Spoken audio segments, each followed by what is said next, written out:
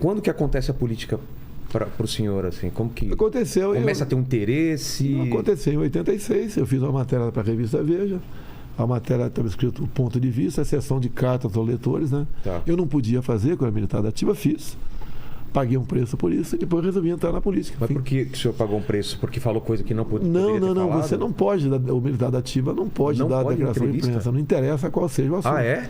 É regra, não se discute. É mesmo? Não se discute. Então, cometi uma transgressão disciplinar, mas ali eu comecei a aparecer e despertar um pouco mais para esse lado da política. Vim candidato a vereador em 1988.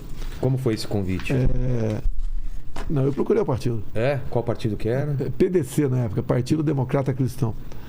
O partido fez... Do Emael? Não. Não é o? O Emael não era PDC, não. Um democrata cristão, né? Ele passou a ser depois, foi para esse partido. Tá. No meu tempo não era ele, era outro cara que mandava lá. E o partido de 42 vereadores fez 2. Eu fui o primeiro mais votado. O segundo foi um coronel do Exército, um médico. E ali, 2 anos depois, me lancei à federal.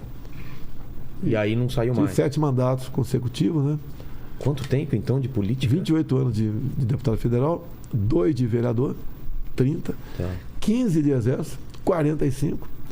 Atualmente, 3 de presidente. Eu tenho 48 anos de vida, né? Sem contar o tempo que teria aí como jornaleiro. Mas eu não computei, porque não tinha carteira de trabalho naquela época. Né? Naquela época era... Mas eu queria entregar jornal. Tinha mais moleque que era voluntário para entregar jornal. E essa disputa eu ganhei porque tinha uma bicicleta.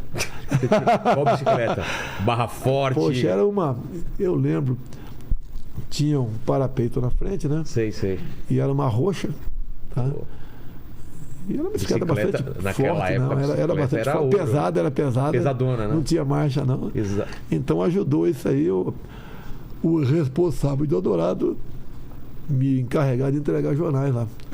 E quando que pintou essa ideia de posso ser um presidente ou isso não fazia parte da sua... Era uma coisa muito grande. Assim, obviamente. Ou todo mundo que começa na política pensa nisso?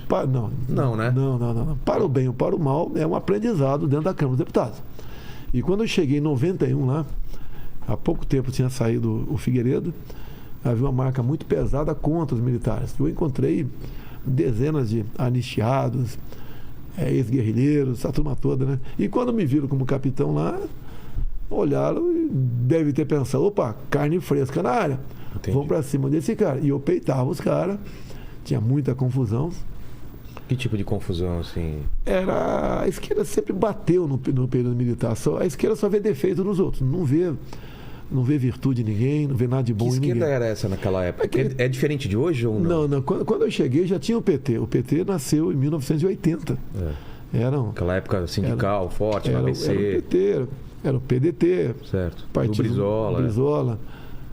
Tá, e a gente reagia. Tá? Eu sabia um pouco da história, me aprofundei mais, conheci mais ainda e fiz esse contraponto dentro do parlamento.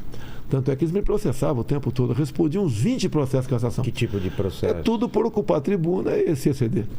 Exceder é... Você fala demais. Segundo eles, fala demais. O senhor falando demais, que coisa estranha. Eu não consigo imaginar o... Eles achavam que o que eu falava era algo antidemocrático, atentava contra desde aquela época. Atentava contra a democracia. Esse pessoal de esquerda que era mais do que inspirado. Treinavam em países como Cuba e para vir para dentro do Brasil aqui falar em democracia. Então eles sempre acusavam os outros do que eles eram. Não é diferente isso aí, né? Isso persiste até hoje. Isso foi me dando uma certa projeção lá dentro. Comissão da verdade, na verdade, uma comissão da mentira. Sei. A verdade deles. Então a questão ideológica era muito forte. Mas quem que era essa turma mais à direita ou mais conservadora na época? Não tinha muito direito. Tinha, né? Basicamente a esquerda que falava alto, dominava a esquerda dominava a imprensa, tinha uma grande aceitação por parte da imprensa, as suas propostas eram sempre bem aceitas. Não é diferente de hoje, né? Quem era contra estava errado. Então, eu era um contraponto ali muitas vezes, discutindo o período militar, quantas vezes, indo lá militar depor, e eu sozinho mostrando um pouco do lado o que foi o período militar, do lado de lá sempre potencializando que eles eram vítimas, perseguidos. Mas o tempo foi passando até que em 2014 a Dilma foi reeleita. Eu já tinha um conhecimento grande de parlamento. Segundo mandato da Dilma? Segundo mandato dela. Foi apertado, né? A votação. É esquisito, né? Tudo bem, deixa pra lá. Não, eu lembro que o Aécio chegou a comemorar a vitória, não chegou? Chegou em 2014. E aí deu um apagão, alguma coisa, e depois no finalzinho... Foi feita uma auditoria externa por parte do PSDB. A conclusão era que as urnas eram inauditáveis. Tá? Mas tudo bem. E daí, em 2014, quando a Dilma foi reeleita, eu falei, para mim é muito cômodo continuar sendo deputado federal. Eu tenho que tentar alguma coisa, aparecer, dar minha opinião, etc. E comecei a sozinho andar o Brasil, conversando, vendo problemas, estudando, né? Identificando os problemas, possíveis soluções.